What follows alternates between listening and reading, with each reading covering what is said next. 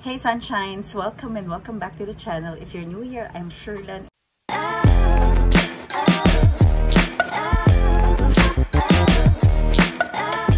And for today's video, we will get ready with me because I'm going to a gig with my sister dito sa Araneta, Cubao.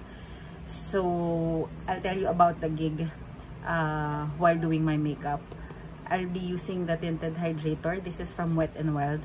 Actually, gamit tayo ng mga medyo pang malakasan for tonight kasi medyo matagal ang aking magiging gabi, or I'll say araw for today.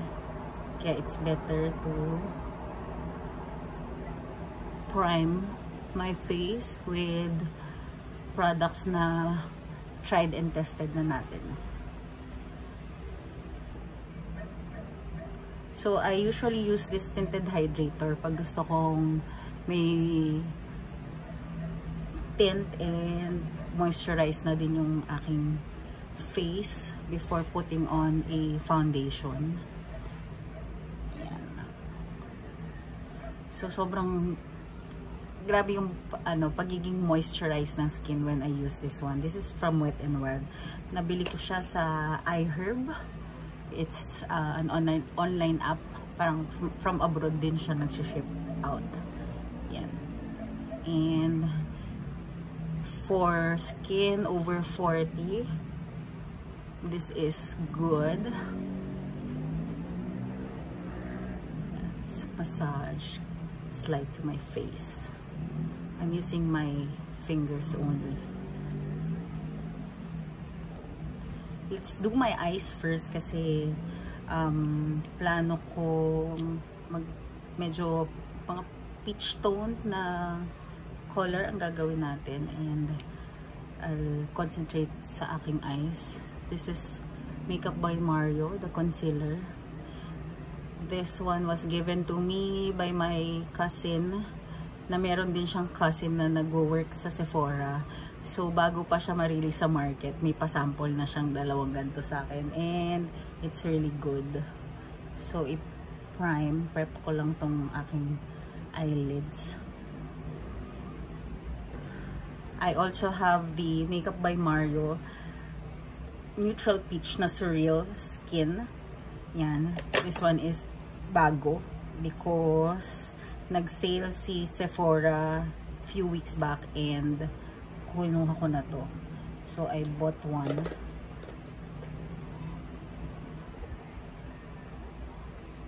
And right now, tinitesting ko pa siya. Pero, it's good kasi sobrang finely milled yung kanyang powder. Well, anyway,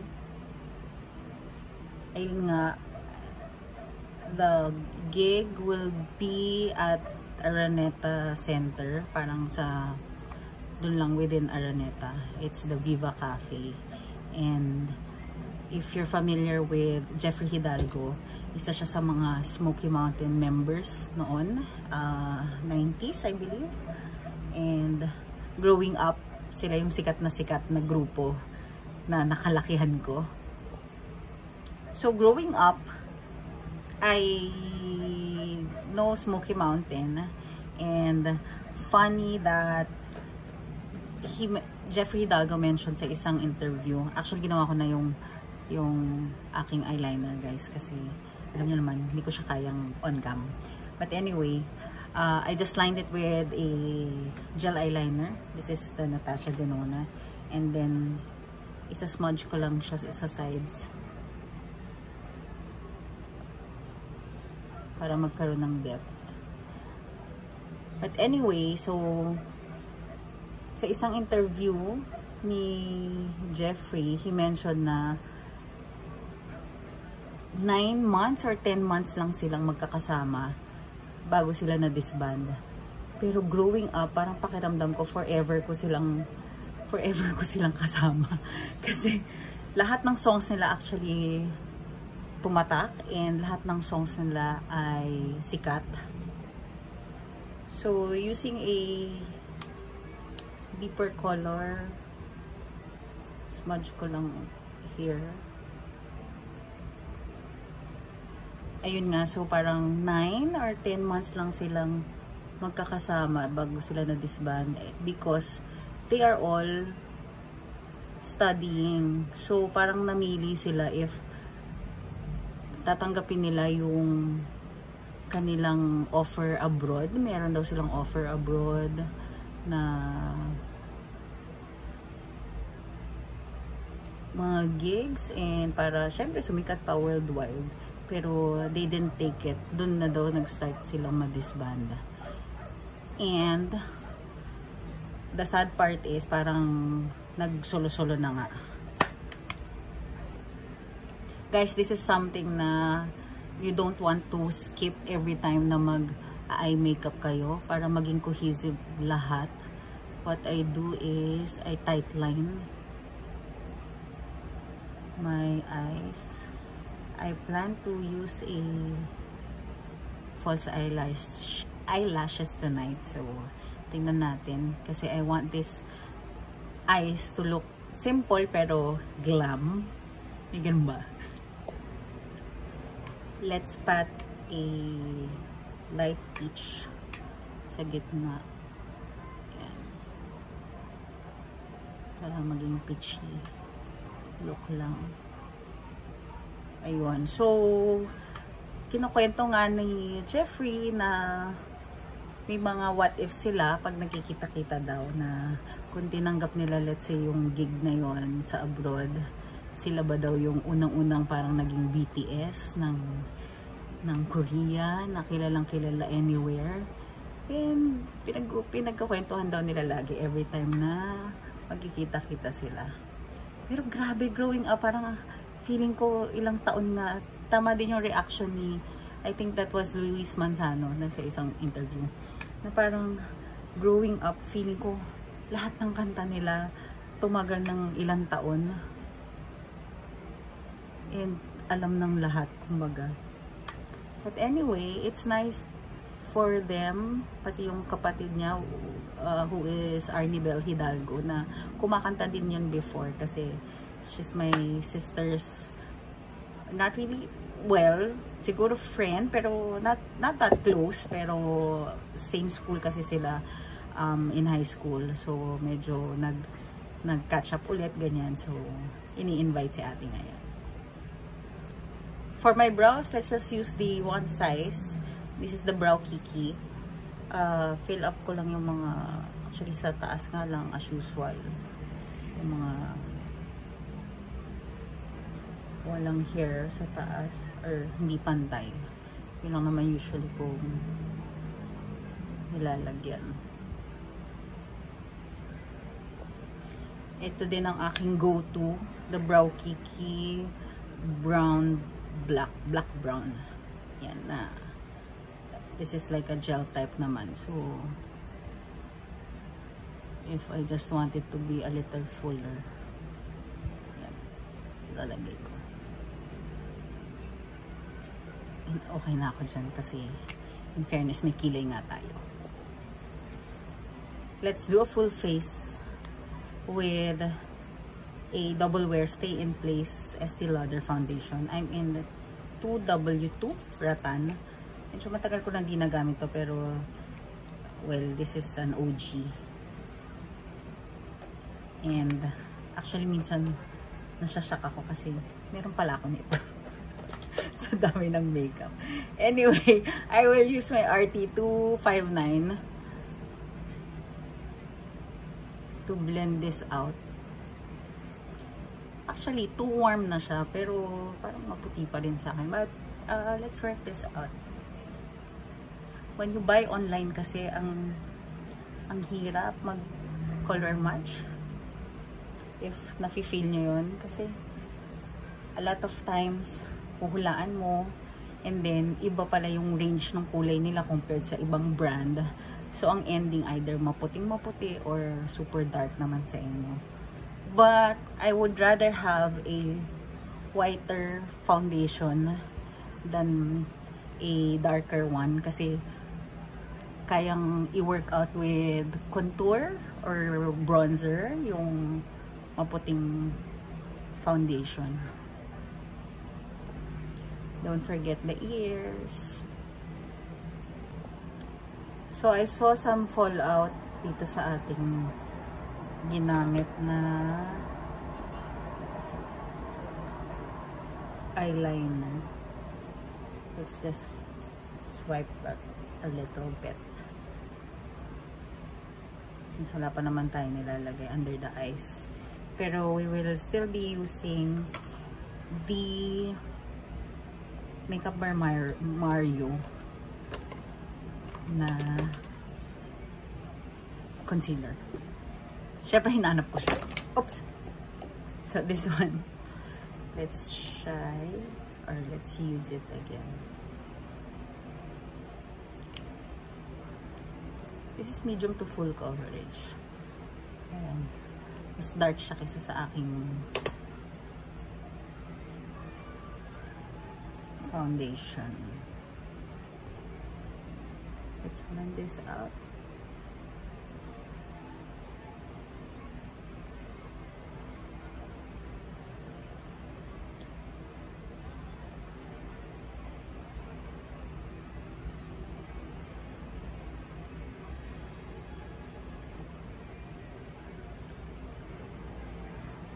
I want to blend everything with a sponge also para super plakado.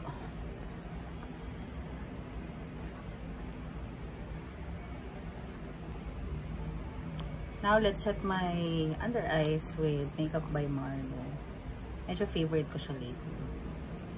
So, set na natin siya para hindi na ako mag-crease. Or mag-crease man, maayos na natin earlier.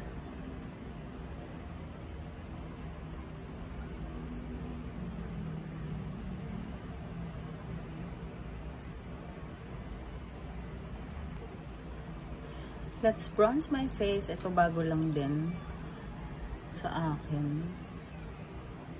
This is the... Actually, ang kulay niya is somewhat contour side and bronzer side. Pero ang dali niyang i-blend actually. Kaya kahit na medyo madami siya. Hindi siya yung parang nung blush on ni Rare Beauty na grabe, super pigmented and a little goes a long way. I'm using an e.l.f. brush. Ito blush brush, pero gusto ko yung precision niya sa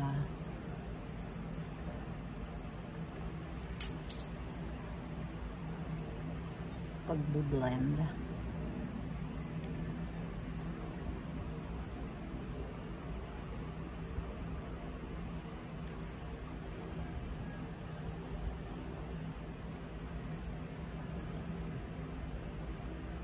And then let's use a peach blush. This is the Pillow Talk Easy Liquid Blush. Ito yung matte version. Actually, hinahalo. It's either hinahalo ko siya or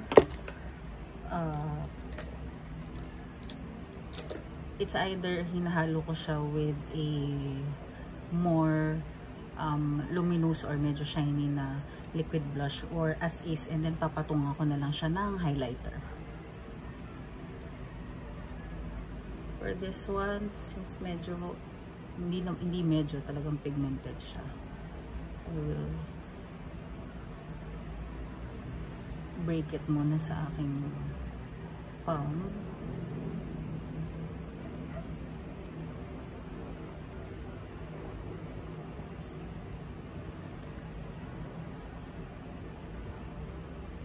Over natin konti. Pero with blush placements, hindi ako masyadong fan nung parang summer look na ano. It's really more here kasi when you're over 40, you want your features to be up. So pag dito, mas nagiging bilugan yung aking mukha. Kaya I always concentrate lang sa higher ng konti sa apples of my cheeks. And just what I mentioned, yan, the Glowgasm Beauty Light one, high blush. Ito naman is may para na siyang highlighter. So, I'll use the same brush. Like, i-blend ko lang siya sa mas mataas na part.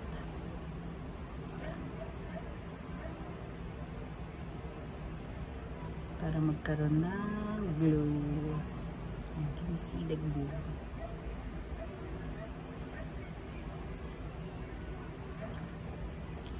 To set everything na with powders, I'll be using my Dior. Hindi ko masyadong ginagamit kasi nanghihinayang ako. Pero let's use this. Let's set yung mga liquid bronzer natin.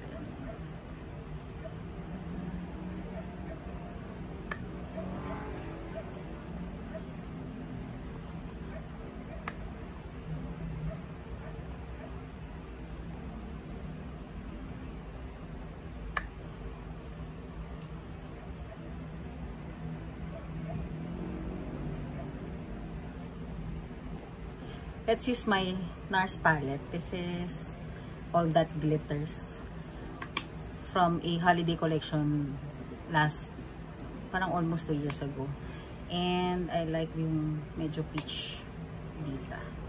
This one. Set natin yung ating blush on para may glitter pa rin. I want it to be a little glittered kasi gabi yun. So, madilim, and ang panlaban mo lang talaga is your makeup na medyo glittery. Here's my ever reliable Superstay Maybelline. Actually, full coverage siya talaga. So, be careful, especially if your face is dry. Kasi sobrang matte niya. Pero kasi when your natural oils comes out, sobrang nagbe-blend siya and sobrang reliable siya sa oiliness talaga. I will pat some dun sa blush natin para hindi siya sobrang super shine.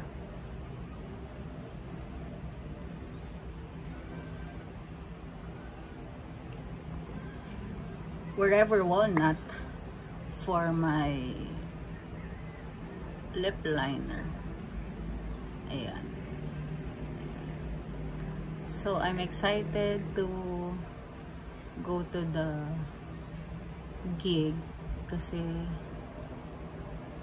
bihira na rin kami talagang manood ng mga ganun unless yun nga invited or close friends, ganyan. Kasi ang mahal din naman talaga sa totoo lang. And then let's use my Pillow Talk lipstick.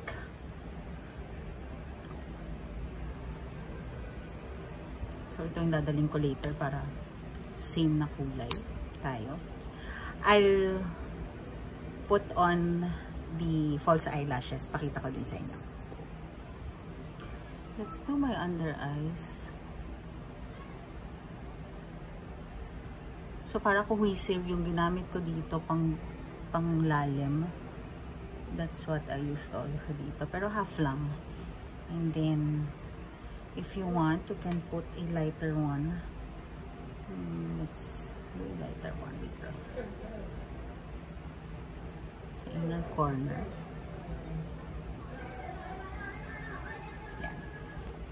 So, I bought this cluster of lashes. Yan. Meron siyang pandikit on top. So, nilalagay siya sa ilalim. Let's try it. Actually, guys, may na-try na akong brand na ganito. And, okay naman. Pero, it's really for one whole day lang. Or else, na talagang matatanggal din siya after. So, this one, itong pinakita ko sa inyo, mukhang pare-pareho siya ng itsura. Kaya, we'll just get one. Parang uso to ngayon kasi nga ang hirap maglagay ng false eyelashes, to be honest. And things are easier kapag ganito. Kasi hindi mo na kailangan maghantay ng minuto para mag-dry up. Ayan. So, ganun siya, guys. Nilalagay siya sa ilalim. Pero, ang hirap niyang gawin sa camera. I'll put this first and then balikan ko kayo.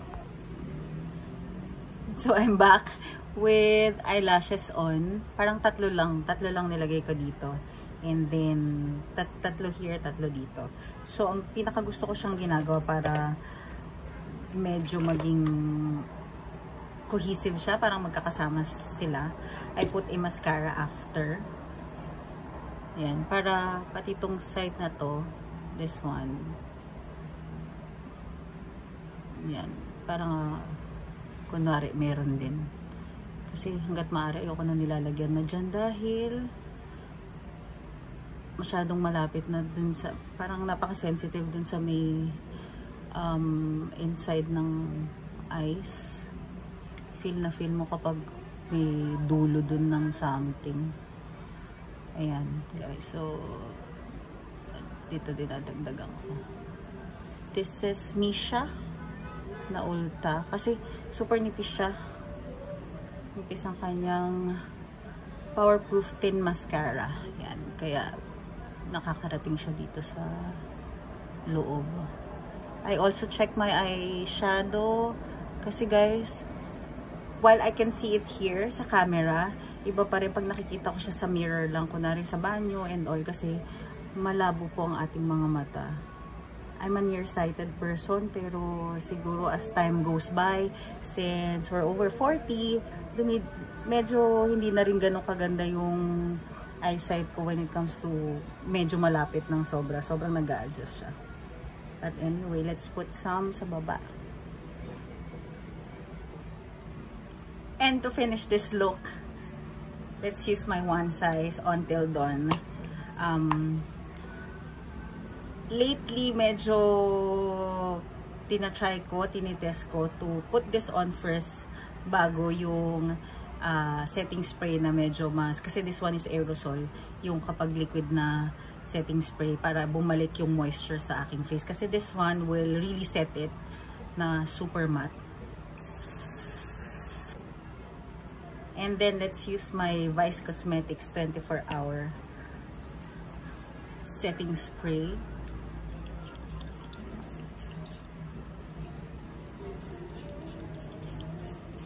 Para balik niya yung moisture sa aking face.